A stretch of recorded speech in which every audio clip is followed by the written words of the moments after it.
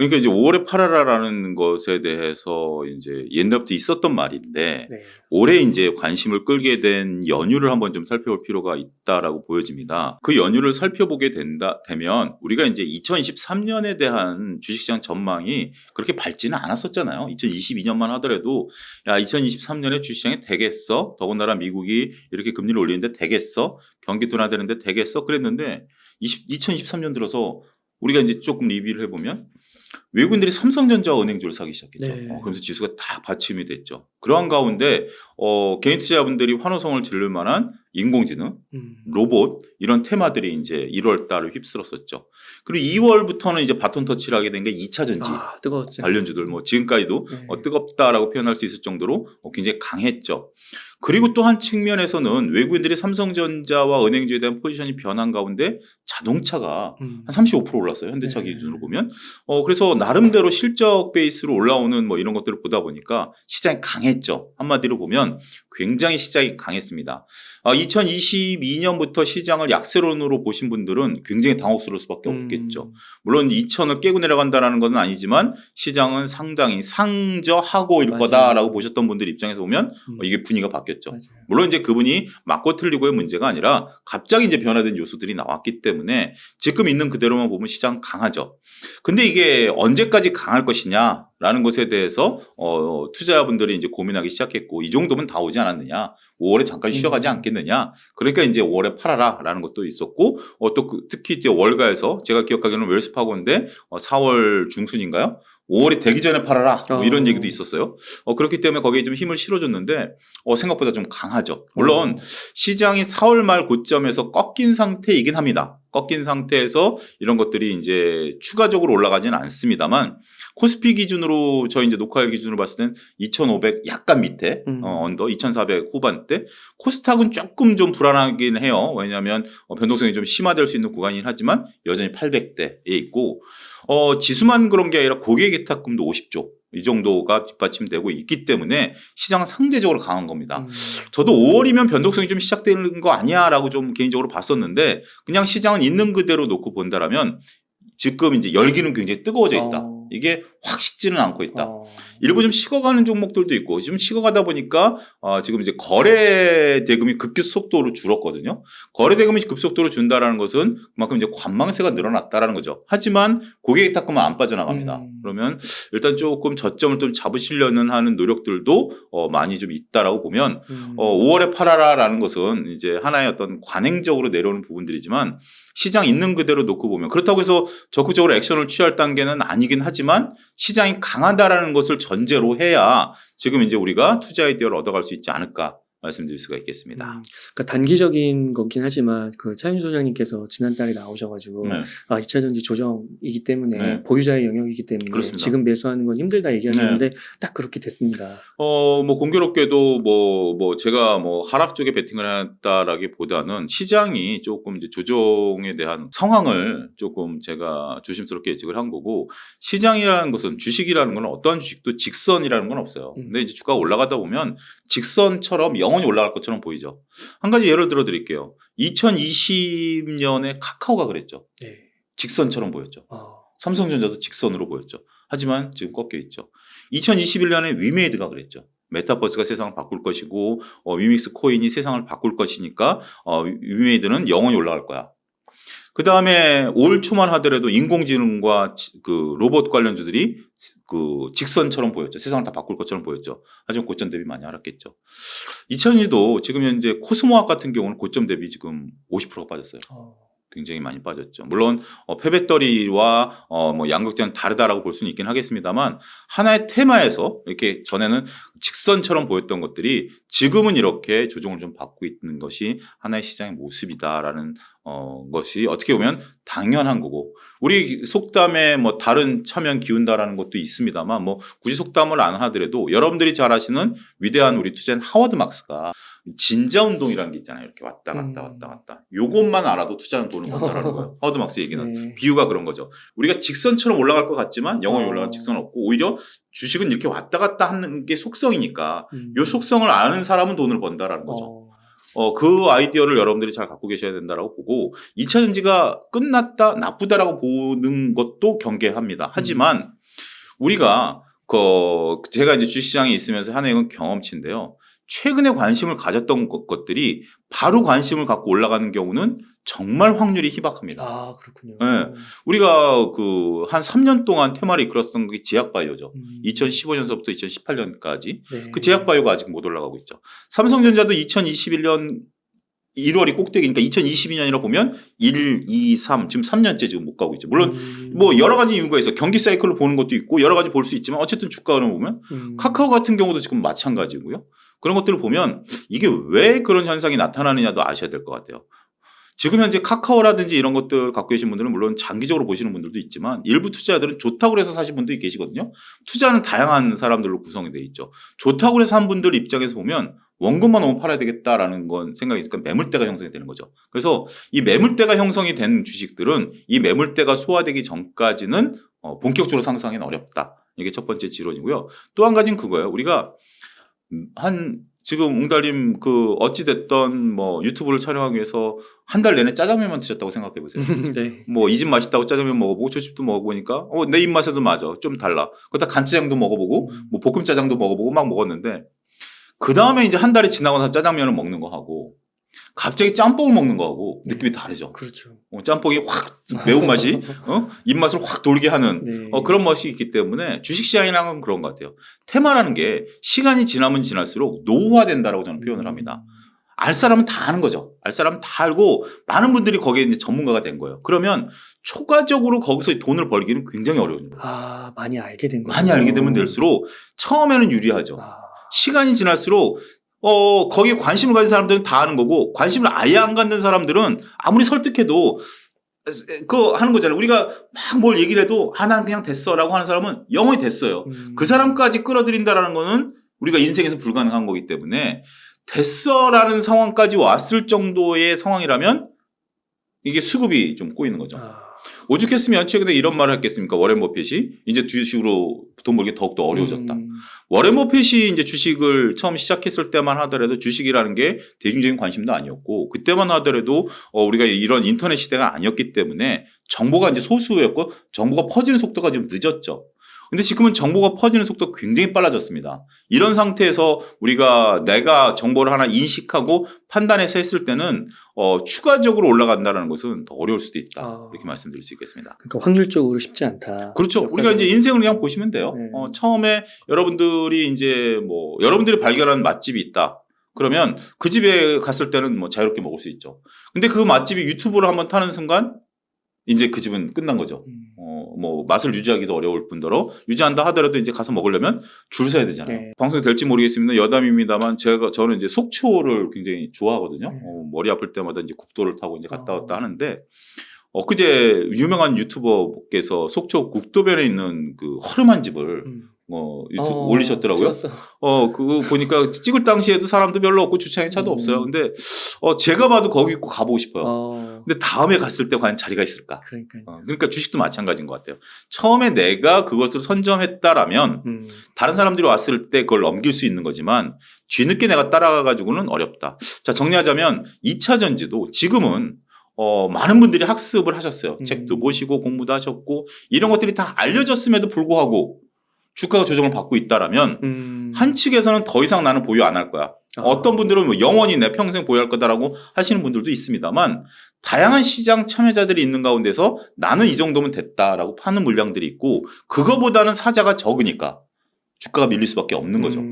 그런 메커니즘을 여러분들이 조금 읽어내시는 것도 투자에 도움이 된다 말씀드리겠습니다. 그러니까 한쪽 말만 듣지 말고 양쪽을 다 듣고 판단하면 더 좋잖아요. 단단하게 의사결정할 수 있는 거니까 참고하시면 너무 좋을 것 같아요. 그렇죠. 여러 가지 얘기를 듣고 판단은 여러분들이 하시는 거예요. 네. 판단은 여러분들이 왜냐하면 여러분들 돈이기 때문에 여러분들 돈이기 때문에 다 들어보고 그럼에도 불구하고 나는 이런 판단을 내릴 것이야. 아무리 좋다고 그래도 매수 버튼 못 누르시는 분들도 있고 아무리 좋다고 그래도 나는 10%만 먹으면 됐어라고 하시는 분도 있기 때문에 종합적인 시각 필요하지 않을까 싶습니다. 그러면 그 보통의 경우에요. 네. 그 다음 주도주가 되지 못하고 연속적으로 되지 못하고 이제 조정을 받거나 횡보를 하게 되면 그 혹시 뭐 기간 같은 것도 있나요? 그거는 이제 예측하기는 어렵고, 그거는 이제 차트를 잡아내는 거죠. 차트를 잡아내는 건데, 오히려 관심이 좀 높았었던 주식 같은 경우는 횡보하는 기간이 좀 길어야 돼요. 길어야 돼요. 그러니까, 이게 좀 극단적으로 얘기하면, 정말 지쳐서 나 손절해야지라는 물량까지 쏟아져야 올라가는 거죠. 자, 입장을 바꿔놓고 생각해 보세요. 여러분들이 지금 이제 싸졌으니까 산다라는 개념으로 접근을 하면 10만 원의 주식을 샀는데 이게 지금 8만 원까지 떨어졌어. 10만 원 산 사람들은 답답하죠. 그쵸. 근데 나는 10만 원에 못 샀고 8만 원이 됐으니까 이제 가격 경쟁이 생겼네. 10만 원에 8만 원에서 10만 원까지 가야지라고 보든지 더 볼 수 있죠. 그러면 여러분들이 주식을 사서 주가를 끌어올리면 누가 좋을까요? 기준에 물려 계신 분들이죠. 그분들이 계속 매물을 내놓게 되겠죠. 네. 그분들이 올라온다 해서 매물을 취소하는 것보다 원금만 되면 매물을 해소하겠다는 물량도 상당히 있을 거거든요. 그걸 다 잡아먹고 올라가줘야 돼요. 근데 지금 시장을 딱 보니까 시장의 관심은 여기 있어. 조금 전에 여기 있었는데 지금 이쪽으로 와 있어. 그러면 나 혼자 이걸 끌어올리지 못하는 거 아니에요. 시장이라는 건 관심이 있어야 되니까. 그러면 이게 더 어려울 뿐더러 이걸 올리면 그분들만 좋은 일 시켜주는 거죠. 그래서 외국인과 기관들이 안 들어오는 거예요. 원래 우리가 이제 소위 말해서 뭐 삼성전자는 논외로 치더라도 막 여러 가지 했었던 것들이 외국인과 기관들이 안 들어오는 게 결국 개인들 좋은 일 시켜주는 거거든요. 근데 그걸 능가하고 갈 수 있을 정도로 강력한 힘이 있다라든지 재료가 있다라든지 여기서 힘은 재료죠. 재료가 있으면 뚫고 올라갈 수 있겠지만 재료가 없고 옛날 재료로 올라간다라고 하면 조금 신선도는 떨어진다. 그리고 이걸 경제학적으로 보면 한계효용 체감의 법칙이라는 건데 앞서 말씀드린 것처럼 처음에 웅달님이 라면만 먹다가 일주일 동안 짜장면을 먹으면 신세가 열리죠. 네. 근데 짜장면 한 3그릇째 먹으면 물리죠. 이제 짜장면 냄새도 싫죠. 네. 그럼 이제 냉면을 먹어라? 또 이게 신선하죠. 네. 이런 것처럼 주식 시장에 있어서 여전히 다른 사람들은 짜장면 먹다가 냉면이나 짬뽕으로 가 있는데 본인은 짜장면을 먹어야 되겠다라고 우기면 그건 소수일 수밖에 없겠죠. 과거엔 다수였는데. 네. 그런 부분들을 잘 읽어내시면 도움이 되지 않을까 싶네요. 그러면 2차 전지 중에서도요, 좀 상대적으로 덜 오르고, 네. 그 다음에 펀더멘털적으로 이제 실적이 나오고 있는데 그런 게 조금 확인이 되면, 그거는 또 다른 이야기가 될 수 있고, 좀 기간 조정이 짧아질 수도 있다고 볼 수 있어요. 그렇죠. 그럴 수는 있지만 2차 전지에서 지금 덜 올랐다라는 건 저는 없다라고 봅니다. 그래요. 2차 전지는 다 돌았어요. 정말 2차 전지는 우리가 이제 밥그릇에서 쌀 한 톨 안 남길 정도로 팍팍 긁었다라고 저는 판단을 하고, 자, 이제 실적이 생각보다 좀 덜 나오는 것에 대해서 혼란이 이제 시작이 됐다라고 봐요. 근데 제 나름대로 기준점은 그렇습니다. 2차 전지에 이제 소재나 뭐 셀이나 뭐 이런 부분들에 있어서 투자자들마다 여기서 오해가 뭐냐면 일치되지 않았다라는 거예요. 미래에 대한 관점이. 어떤 분들은 뭐 기업이 무엇은 생산한다라는 것은 2025년부터 생산한다. 그 뒤에 생산한다. 그걸 다 밸류 지금 쳐줘라라는 분들도 있고, 뭐 2030년까지 밸류를 땡겨왔다라는 부분들도 있고, 그게 이제 우리가 PR로 얘기할 수 있겠죠. PR이 높을수록 미래 걸 땡겨온 거죠. 뭐 미래는 먼데 지금 이제 이런 거죠. 우리가 이제 부산을 갈 거예요. 부산을 가면 부산은 황금이 있어요. 네. 근데 가는 과정이 쉽지는 않죠. 수원쯤 왔는데 길이 막혔어. 정말 답답해. 언젠가 이거 안 뚫릴 것 같기도 해. 가다 보면 공사를 하고 있어. 돌아도 가야 돼. 막 여러 가지가 있는 거죠. 지금 저는 실적이 그런 거예요. 그래서 길게 보시는 분들에게는 이 실적이 무시할 수 있는 부분들도 되겠지만 단기적으로 모든 사람이 다 부산만 보고 있는 거 아니거든요. 나는 지금 대전을 가야 되는데, 나는 수원을 가야 되는데 서울서부터 길이 막혀? 그럼 나 차 돌릴래. 라는 분들도 많거든요. 그러다 보면 결국 부산까지 갈 수 있는 힘을 못 얻는 경우도 있습니다. 그래서 지금 실적에 관련된 것은 좋다 나쁘다라고 일괄적으로 얘기하기 어렵습니다. 그리고 이제 이런 것들이 모여야 10년 뒤 2030년까지 전 실적이 된다고 봐요. 지금 2030년대에 대한 전망은 상당히 밝은 것으로 보여지지만 10년 뒤에 웅달님 뭐 하고 계실 거예요? 모르죠. 웅달님 목표는 그거잖아요. 우리나라 최고의 유튜버가 되겠다는 게 목표죠. 아닙니다. 그렇죠. 그러한 목표를 가지고 우리는 하는데, 하다 보면 갑자기 뭐 내가 몸이 아플 수도 있고, 아니면 하다 보면 중간에 뭐 어떤 더 좋은 일이 생길 수도 있고, 뭐 좀 안 좋은 일이 생길 수도 있고, 그래서 미래에 대해서 우리가 금리를 높여쳐주는 거 아니겠습니까? 우리가 단기 금리보다 장기 금리가 높은 게 정상적인 경우라면, 장기 금리가 높은 게 그냥 불확실성이 있기 때문에 장기가 높은 거잖아요. 그렇기 때문에 그러한 것들을 염두에 두시고 현재 2차 전지 실적을 바라보시라라는 거죠. 근데 이 실적은 저는 점수처럼 모아가야 된다라고 봐요. 예를 들어서 우리가 이제 100점, 2030년 100점이라면 지금 실적이 잘 나오면 1점, 2분기도 잘 나오면 1점, 3분기 때 못 나오면 마이너스 1점. 그렇게 돼서 100점을 가야 되는데 그 과정을 살핀다라는 것은 굉장한 인내심이 필요하다. 2030년 전망이 아무리 밝아도 모든 투자자가 그 전망을만 보고 실적에 눈을 감지는 않는다. 거기에 따라서 많은 분들이 행동을 하니까 그걸 내가 어떻게 잘 견뎌낼 수 있을 것인가 이 부분을 잘 보셔야 되지 않을까 싶습니다.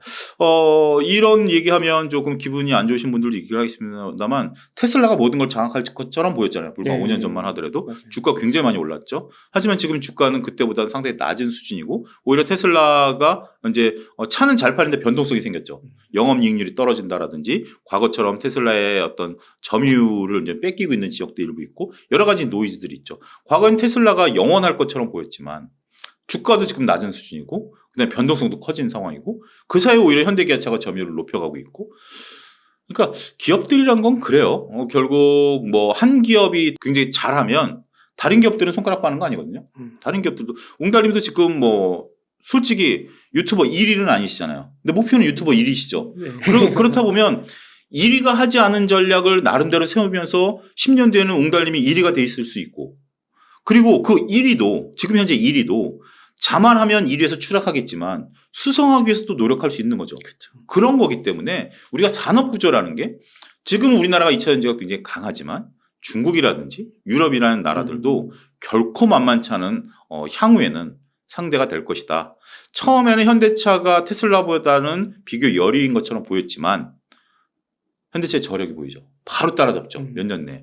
그런 부분들도 우리가 봐야 되지 않을까 싶습니다. 소장님께서 보실 때 지금은 좀 현금을 보유하는 게 나을까요? 아니면 좀 이체전지를 대체해서 새로운 주도주가 될 만한 섹터가 보이시나요?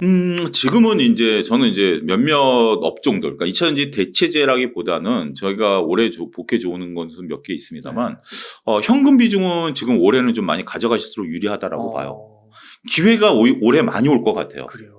2022년에 여러분들이 현금 비중이 안 있으셨다라면 과연 올해 지금 이번에 대응하실 수 있었을까요? 못했죠. 못했죠. 네. 갑자기 뭐 인공지능 로봇도 치고 가는데 기죽고 손절해서 가기 어려웠을 거죠. 네. 지금 2차전지가 아무리 좋다 하더라도 2차전지를 보유하고 계셨던 분들 중에 뒤늦게 지금 사신 분들이 많을 거예요. 왜냐하면 손절하고 따라가는 거니까. 그 대신 현금 비중이 있었다라면 초반에 대응할 수 있었죠. 우리가 그 많은 투자 현인들이 말씀하시는 것 중에 하나가 항상 현금 비중을 가져가라는 거거든요. 그거는 강세장에서는 참 지키기 어려워요. 근데 강세장에서도 여러분들이 지키려고 노력을 해보시면 굉장히 좋은 투자 아이디어가 될 겁니다. 그러니까 현금이 있으면 때로는 내가 이거 몰빵 찍을 걸. 몰빵 찍었으면 좋았을 텐데 하는데 그 마인드만 조금 낮추시면 오히려 이때 현금이 있었으면 하는 기회가 더 많을 거예요. 근데 이제 개인 투자자분들 심정은 충분히 그렇죠. 내가 종목을 찍는다라는 게 너는 전문가니까 종목이 자주 보일 거 아니야? 나는 종목이 자주 안 보여. 그래서 나는 여기서 쇼부를 봐야 돼라고 하시는 건데 뭐 충분히 일견 이해는 갑니다. 하지만 그 방법이 잘못될 때는 굉장히 독이 될 수가 있거든요. 그래서 여러분들이 긴 호흡으로 여러분들이 차근차근 실력을 쌓으시면서 결국 그런 말이 왜 나왔는지 이런 걸 곱씹어 보는 것도 저는 굉장히 도움이 되지 않을까 싶습니다. 뭐 하반기로 갈수록 네. 뭐 경기 침체나 뭐 이런 이슈가 나오실 거라고 보시는 건가요? 아무래도 지금 이제 현재 지금 5월 초순이잖아요. 뭐 CPI, PPI 다 나왔는데 침체 신호가 뚜렷하게 보이죠. 침체 신호가 보이고 있고 몇몇 기업들 같은 경우 침체에 대한 얘기들이 좀 나오죠. 더군다나 지금 우리가 1분기 실적에 대한 뭐 오해 중에 하나가 실적이 잘 나온 건 있습니다만 눈높이가 낮아진 거거든요. 낮아진 수준에 잘 나온 겁니다. 반에서 한 3등 하던 애가 이번에 집안에 좀 일이 있어. 만약에 뭐 좀 안 좋은 일이 있어가지고 공부할 타이밍이 안 됐어. 그래 너 한 10등만 해. 뭐 10등만 해도 뭐 인정할게 이번에. 근데 얘가 뭐 6등, 7등 한 거예요. 공부 잘한 거죠. 그 정도지. 처음 반에서 3등 하던 애거든요. 이제 그런 기업들이 많아요. 근데 그 속에서 지금 현재 경기 침체 속에 그래서 제가 경기는 침체될 걸로 보여져요. 우리가 작년에 올해를 그렇게 봤죠. 근데 주가는 튀어올랐죠. 근데 이제 점점 경기가 침체되는 것들이 그렇죠. 미국이 이제 금리를 올린 이유가 뭐예요? 경기를 침체시키려고 한 거 아니겠습니까? 침체되는 게 이제 보일 거거든요. 그러면 투자하기 상당히 어려워진다라고 보지만 그중에 튀는 놈들이 보이죠. 다 잘라서 노래를 다 잘해. 지금 내가 이제 예를 들어서 여러분들 심사위원이야. 10명을 심사해야 되는데 10명이 노래를 다 잘해. 그러면 어떤 놈을 뽑아야 될까 고민하잖아요. 8명이 음치야. 2명이 잘해. 그러면 이건 눈에 확 들어오는 거잖아요. 네. 누가 봐도 얘를 뽑는다 그래서 뭐 하는 지금 이제 그런 기업들이 나타나는 거죠. 그런 기업들이 나타날 대표적인 업종이 저는 엔터. 아, 엔터 같은 경우 오늘 같은 경우 이제 뭐 YG 엔터가 했는데 블랙핑크 이제 뭐 나오고 베이비몬스터 얘기가 나오는데 엔터 쪽들은 올해 나쁠래 나쁠 수가 없을 것 같아요. 그리고 이익이 잘 나니까 이익이 잘 나는 상태에서 더군다나 이제 차라리 하이브 노이즈를 이제 초반에 끝내버렸고 하이브 노이즈를 이제 SM과 하이브 노이즈를 초반에 끝내버린 상황에서 지금은 이제 소속 가수들이 이제 뭐 코로나 이후에 전세계를 다니면서 하면 주식이라는 게 그거잖아요. 원래 펀드멘탈이 되지만 또 스토리가 돼야 되는 거 아니겠습니까? 스토리 되고 보고 있으면 가수 이쁘다라고 하고 있는데 돈은 쌓이고 있고. 그래서 저는 상당히 재밌을 것 같아요. 그래서 이런 것들은 이제 주가가 너무 올라가면 따라 사지는 마시고 그냥 주가 좀 떨어지면 샀다가 주가가 올라가면 좀 팔고 이런 식으로 롤링을 해도 계속 꾸준히 가져가기에는 좀 부담이 되니까 그런 식으로 이제 매매가 충분히 가능하지 않을까 싶은 게 엔터 네. 업종이다라는 거고 또 한 가지는 이제 제약바이오 같은 경우 의료기기 같은 경우 좀 잘 나가잖아요. 잘 팔리거든요. 네. 잘 나가는 이유는 잘 팔린 거예요. 특히 이제 탈중국해서 이제 뭐 미국 쪽이나 다양한 국가들에 있어서 이런 것들이 팔리고 있기 때문에 실적들이 좋은 거죠. 다른 거는 머리가 복잡합니다. 반도체 잘 될까? 경기가 잘 될까? 자동차 지금은 좋은데 잘 팔릴까? 일단 경기가 둔화되면 가장 직격탄받는 게 자동차 아니겠습니까? 현실적으로 전기차가 늘어나는 건 사실이지만 차를 좀 덜 바꾸게 되겠죠. 그러니까 그렇게 생각할 수도 있는 거예요.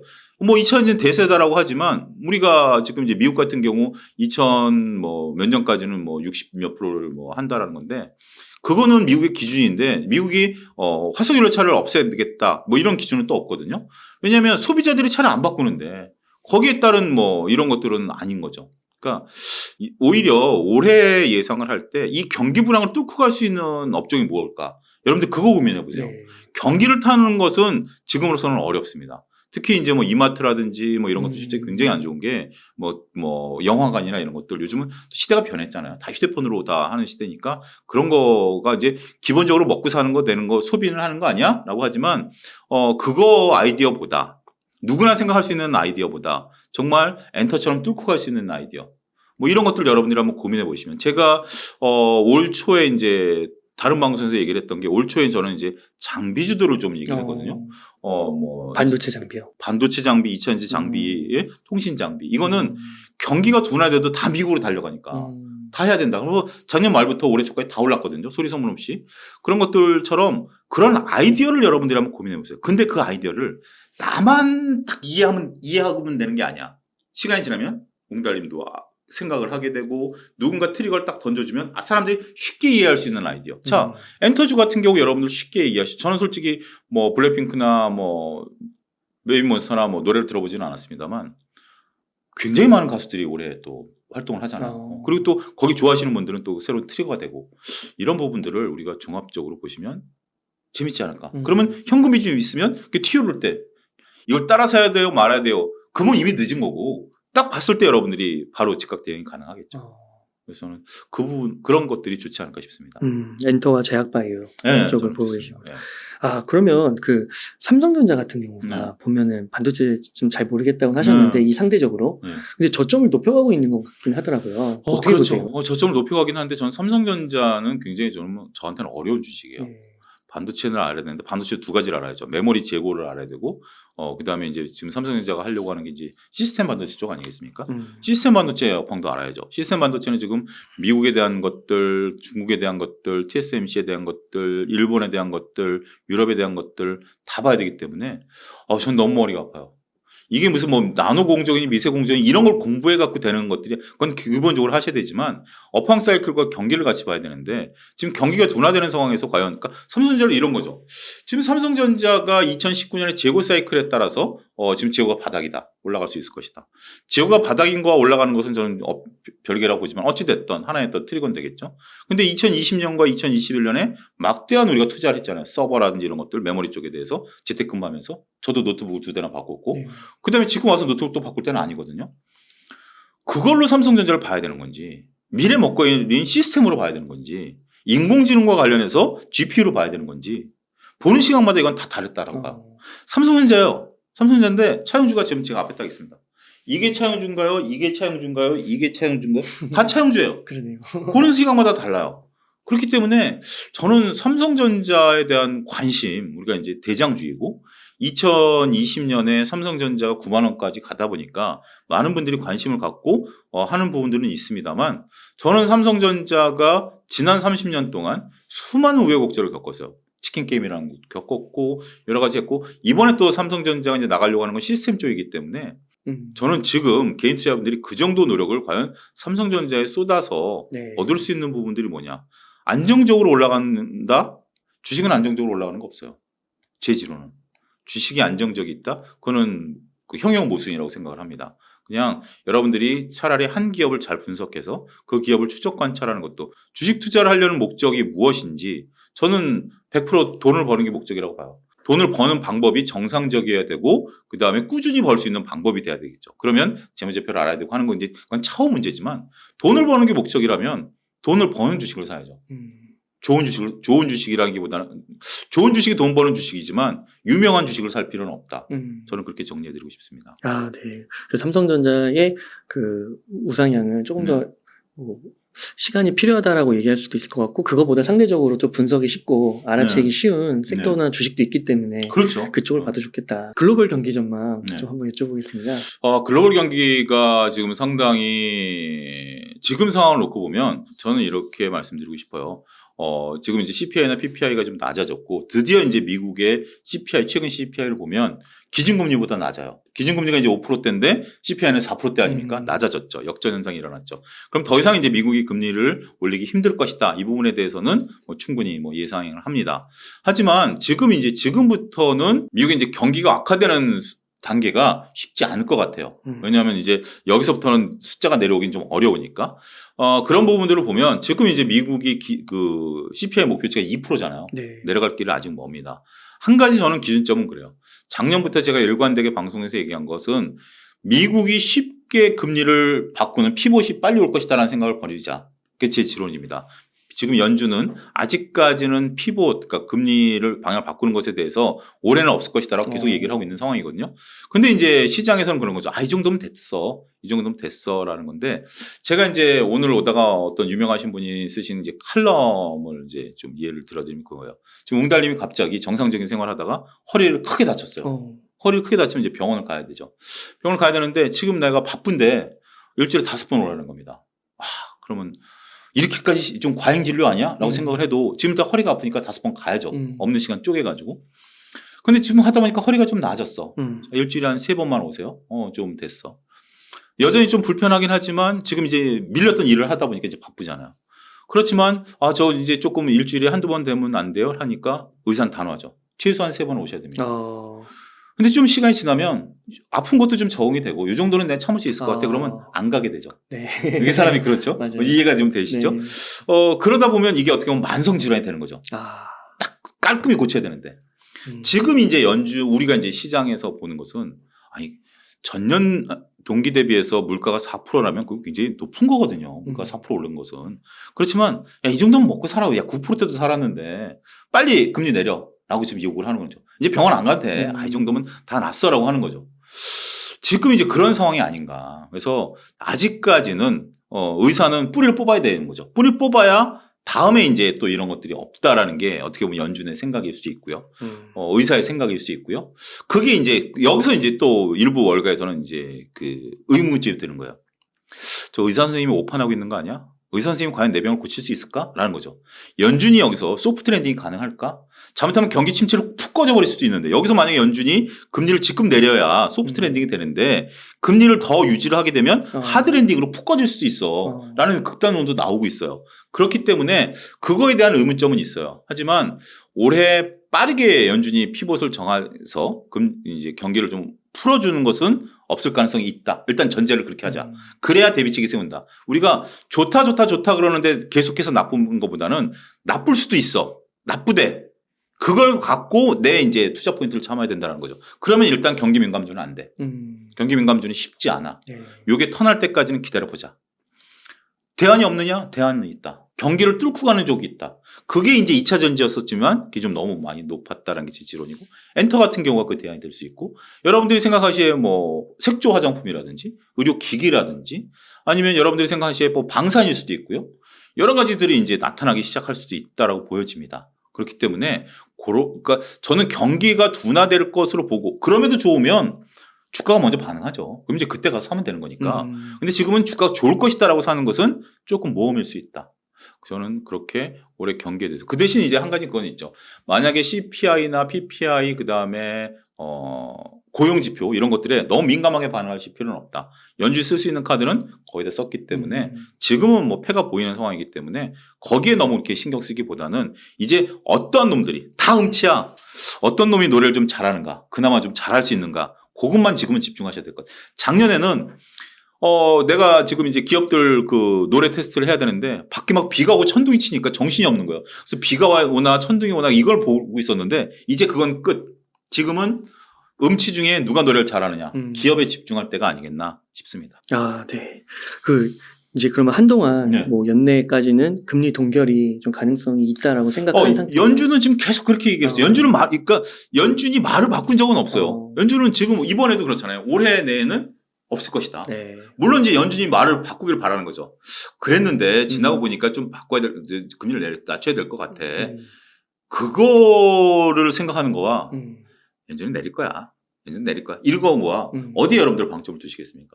저는 전제에 방점을 둬야 되지 않을까 싶습니다. 네, 그게 더 리스크에 대비할 수 있는 거니까. 그렇죠. 네. 그럼 만약에 네. 금리가 인하가 되면요, 네. 0.25라도 네. 그러면 그건 주식시장이 호재로 연결이 될 수 있을까요? 해석하기 나름이지만 네. 그 금리를 인하한다라는 것은 처음에 금리 인하는 어느 정도 이제 좀 정상화, 금리 정상화 단계이기 때문에 호재라고 보여집니다. 네. 근데 그게 만약에 그 약간의 이제 4%대나 3%대까지는 저는 좀 그렇게 보지만 거기서 더 내린다 이건 경기 침체가 될 수도 있는 거거든요. 그러니까 우리가 이제 옛날에 벤 버냉키 의장이 비유한 건데 샤워실의 바보들이라고 그래서 옹달님 같은 경우 이제 뭐 우리나라는 별로 그렇지는 뭐 그렇죠. 목욕탕 같은 데 가면 서서 스탠드 샤워부스 보면 이게 2개 달려 있는 거 있지만 하나 달려 있는 거 있잖아요. 그러면 어떻게 해요? 일단 뜨거운 건지 차가운지 한쪽으로 틀잖아요. 그래야 그걸 갖고 이렇게 조절을 하잖아요. 딱 중간에 놓고 물 트는 사람은 별로 없을걸요? 그렇잖아요. 맞아요. 그런 것처럼 이게 이제 연준도 적정 온도라는 게 참 애매해요. 제 아내 같은 경우는 조금 덜 미지근한 걸 좋아하고 저는 샤워할 때 조금 뜨거운 걸 선호하거든요. 그러니까 서로 이 적정 온도라는 게 다르죠. 근데 그걸 맞추는 과정이 왔다 갔다 몇 번 해야 되는 거기 때문에 지금 이제 금리를 처음에 지금 이제 극단으로 올린 거예요. 그러다가 이제 경기가 좀 침체될 것 너무 뜨거운 것 같으면 이걸 좀 식혀주겠죠. 그러면서 적정 온도를 찾아갈 건데 처음에 이걸 딱 꺾을 때는 분위기가 좀 달라져요. 뜨거운 물을 맞고 있다 찬물을 맞는 거니까 기분이 좀 좋아지는 건데 이게 좀 지속이 되면 조금 다시 경계가 될 수 있기 때문에 초반에 금리 인하는 호재일 수 있다. 그렇지만 한 가지 저는 여기서 연결을 고려두면 이게 되면 소위 우리가 2020년과 21년에 성장주로 봤었던 기업들이 다시 주가가 올라가지 않을까? 저는 거기에 대해서는 연결고리는 없다. 그때 당시 성장주로 봤던 것들은 기업이 성장할 걸로 봤었어요. 근데 지금 나오는 실적들을 보면 금리 영향도 있지만 본질적으로 성장을 멈춘 기업들도 있어요. 대표적인 카카오라고 저는 봅니다. 그래요? 네, 대표 네이버도 그렇고. 네이버 같은 경우도 이번에 점유율이 많이 안 늘었거든요. 최근에 네이버 같은 경우 이제 우리가 새로운 신사업 챗GPT라든지 아니면 뭐 이렇게 그 미국에 진출하는 기업들과 시너지 효과 이런 것들을 보는 거지 광고 수입도 줄었고 뭐 여러 가지들을 보면 조금 여러분들이 과거의 인식대로 과거에 짜장면이 맛있었으니 지금은 이제 우리가 짬뽕 먹다가 다시 짜장면을 가야지라고 생각하면 짜장면 맛은 이미 변해 있다. 이 부분도 이건 제 관점입니다. 여러분들도 제 관점에 대해서 좀 의외다라고 하시는 분들은 한번 찬찬히 살펴보실 필요가 있지 않나 싶습니다. 그게 참 어려운 것 같아요. 주식을 네. 소외된 주식을 사라고 하잖아요. 네. 그러면 관심이 없는 주식이면 그게 어떻게 보면 네이버랑 카카오 같은데요. 작년이나 재작년에 비해서는. 그거는 소외다라기보다는 잊혀진 주식이죠. 그래요? 그건 잊혀진 주식이죠. 제가 소외당했던 주식 중에 하나로 작년에 전 롯데관광개발 같은 거죠.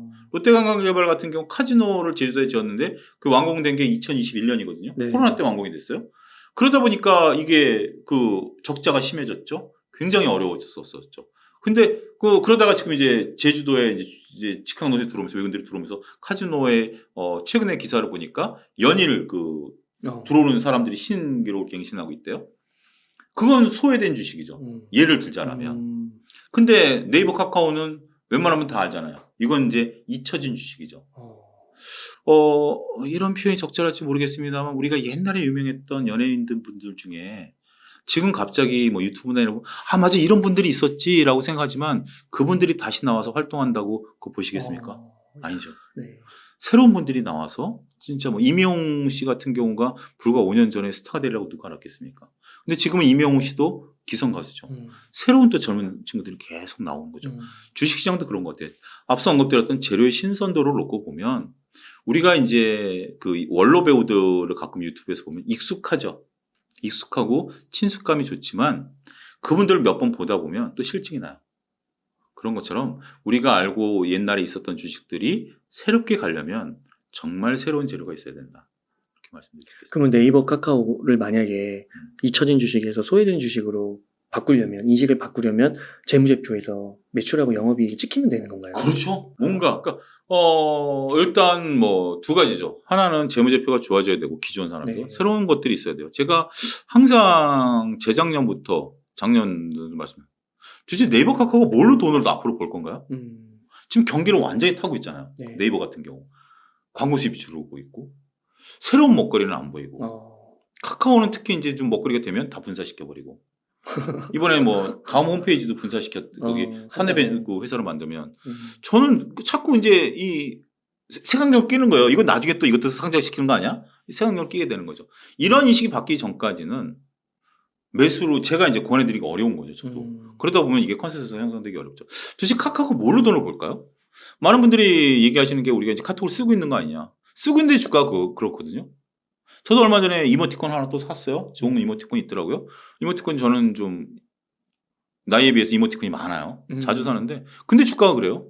그들이 제시를 해야지 우리가 이것일 것이다라고 예측하는 것은 선호가 바뀌었다. 그러니까 생각해보니까 웹툰하고 웹소설 이런 거는 작년에도 많이 나왔었네요. 많이 나왔죠. 예, 그래서 뭐 이번에 동력이 사실 뭐 된다고 새로운 뉴스로 느껴지진 않네요. 딱 쉬운 예를 들어 드릴게요. 웅달 책방에 우리 구독하시는 분이 예를 들어서 20만 명이다라고 칩시다. 네. 근데 1년째 20만 명이에요. 그러면 웅달님이 이걸 돌파하기 위해서 뭘 해야 될까요? 새로운 시도. 새로운 콘텐츠 시도를 해야죠. 그렇지 그렇죠. 않으면 20만 명이 유지되는 것만 해도 다행이죠. 맞아요. 똑같은 거예요. 지금 카카오 같은 경우 우리가 다 쓰고 있어요. 뭔가 새롭지 않으면 웅달 책방이 20만에서 100만 가려면 계속해서 늘어나는 추세라면 상관이 없지만 멈췄어요. 1년째 정체야. 그럼 새로운 모멘텀이 없으면 그건 돌파하기 힘들다라는 거죠. 네. 그래서 새로운 모멘텀이 좀 보이시는 게 상대적으로 엔터와 제약바이오 네. 쪽을 생각하시는 거고요. 예, 좋습니다.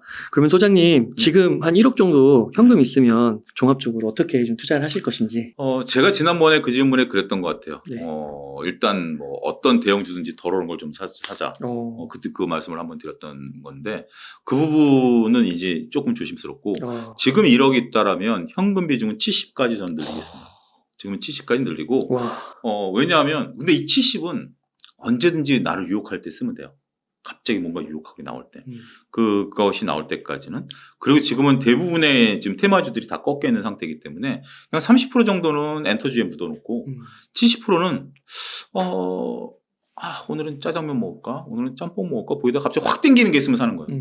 미리 배달 외부로 주문하지 말고 지금은 돈이 있는 사람일수록 유리한 시장이 됐어요. 2000년이든지 로봇이 올라갈 때는 주식을 갖고 있는 사람이 유리한 때였죠. 망설이다 보면 돈을 못 벌었죠. 근데 지금은 망설여도 되는 시기라고 봅니다. 망설여도 되는 시기고 네. 망설이다가 딱 하면 조금씩 사는 거. 그래서 저는 지금 1억 있다? 한 70%는 현금, 30%는 엔터. 어차피 뭐 이제 좀 종종 자주 여러분들 뵈려고 하는데 그거는 이제 제가 나올 때마다 그 질문에 대해서는 항상 네. 변화된 모습을 보여드리도록 하겠습니다. 30%는 엔터 제약바이오. 네, 예. 그 중에서 예. 여러분들이 좀 마음에 드는 그럼 한 가지만 더 네. 여쭤볼 게 2차 전지 관심이 너무 많으셔서 만약에 조정이 고점 대비 아까 50% 정도 받으면 많이 받은 거라고 하시잖아요. 많이 받은 종목이 있어요. 그 정도로 받으면은 진입을 해도 괜찮을까요? 아니요. 그것도 안 돼요. 네, 그건 아니죠. 왜냐하면 단기적으로 리바운드가 가능해도 어. 그 50%가 다 매물대잖아요. 그 매물대가 그거를 저는 진입할 수 있는 시점은 여러분들이 그 주가 빠진 게 아니라 거래량이 분출하면서 주가가 바닥에서 그러니까 이게 예를 들어서 쭉 올라가다가 지금 떨어졌어요. 단순하게 차트가 쭉 떨어졌다가 여기서 거래량이 분출하면서 한 10% 올랐다. 그럼 매수 시점이에요. 근데 그게 20%에서 올 수도 있고 30%일 수도 있고 70%에서 올 수도 음. 있어요. 근데 그렇지 않고 지금 단적인 예로 위메이드 고점에서 50% 빠졌다고 들어가신 분들 지금 아직까지 뭐 안 되잖아요. 위메이드를 못 사는 이유 중에 하나가 뭐 위믹스 코인이라든지 뭐 위메이드 뭐 메타버스가 아니라 거래량이 안 늘어요. 거래량이 안 는다라는 것은 투자자들이 거기에 관심이 없다라는 거예요. 이차전지가 다시 올라가려면 거래량이 반드시 붙으면서 한 10% 정도, 그거 확인하려면 한 10% 정도, 최소한. 저는 한 20, 30% 정도 올라오기를 바라지만, 바닥에서. 그렇지만 최소한 10% 정도는 강하게 올라줘야만 고점까지 못 가다 하더라도 반등의 리바운드를 할 수 있지 않을까. 그렇군요. 저는 그래요. 뭐 재무제표를 보고 투자하는 사람입니다. 하지만 매매 시점은 차트를 보고요. 또 한 가지 누구든지 다 아는 주식은 저는 차트를 봐야 된다. 펀드멘탈을 갖고 보면 이 오해가 생긴다. 이번 제 차영주 TV에 오늘 업로드될 영상입니다만 테슬라에 대해서 모르는 거 있으세요? 없죠. 그래, 웬만한 건. 네. 애플에 대해서 모르는 거 있어요? 어느 정도는. 어느 정도는 정말 네. 어디 가서 방구는 낄 수 있죠. 네. 삼성전자 어디서 방구는 낄 수 네. 있죠. 이차전지 이제 전문가분들 정말 많으세요. 그러면 그때 가가지고 펀드멘탈을 얘기한다? 그거는 저는 논점이 다르다고 봅니다. 야. 펀드멘탈은 당연히 좋아야 되고 이게 움직이려면 그러니까 차티스트들이 얘기하시는 게 이거잖아요. 차트에는 모든 것들이 녹아 들어가 있다. 근데 그 펀드멘탈 보시는 분들은 그거예요. 아니다. 안 녹아 들어가 있다라고 하는 건데 그거는 차트가 움직이기 전에는 펀드멘탈이 보이죠. 차트만 놓고 보면 이 주식은 살 주식이 아니야. 근데 재무제표를 보면 펀드멘탈이 보면 이거 살 주식이야. 차트가 안 움직였어. 그렇기 때문에 그 소외된 주식을 살 수 있는 거고. 그 다음에 주가 쫙 올라가는데 가가지고 야 이거는 뭐 계약이 어떻고 막 그것 때문에 산 거예요 사람들이. 그렇군요. 그걸 모르는 사람들이 아직도 있어? 그건 아예 관심이 없는 사람들이고 관심이 있는 사람들은 다 산 거죠. 네. 그러다 보니까 주가 떨어진 거죠. 그렇기 때문에 지금 저는 2차전지를 펀드멘탈로 접근한다? 아 그러면 한 10년 들고 계셔야죠. 조용히 들고 계셔야죠.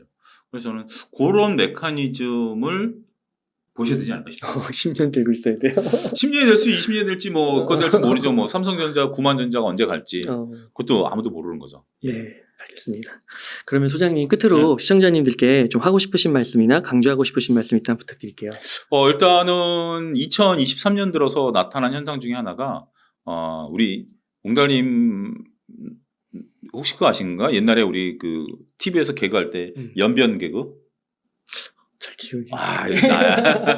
우리 그런 게 있었어요. 그 네. 연변 개그를 해서 연변에서는 웬만한 거 갖고는 뭐 이건 뭐한다 뭐 이런 개그가 있었죠. 지금 여러분들 중에 일부는 20, 30% 수익 낸 걸 가지고 올해 별로 만족 못 하시는 분들이 계세요.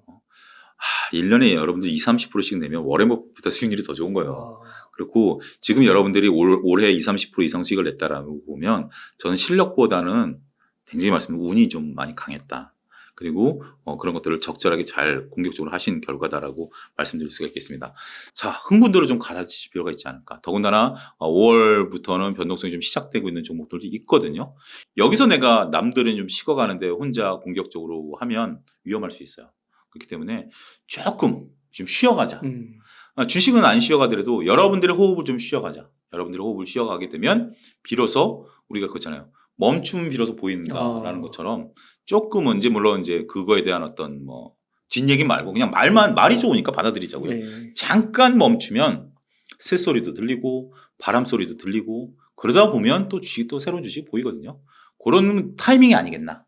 날도 좀 더워졌고 가족분들하고 좀 시간도 좀 보내고 그리고 시간이 나면 저희 웅달님 유튜브 옛날 거 다시 보시고 그래도 시간이 나면 차영주 TV 와가지고 네. 공부하는 내용도 좀 보시고 네. 그러시면 되지 않을까 싶습니다. 네, 감사합니다. 이렇게 해서 와이즈 경제연구소 및 유튜브 채널 차영주 TV에 차영주 소장님을 모시고 이야기를 나눠봤습니다. 긴 시간 동안 유익한 사이트 많이 나눠주셔서 감사의 말씀드립니다. 오늘 고생 많으셨습니다. 감사합니다.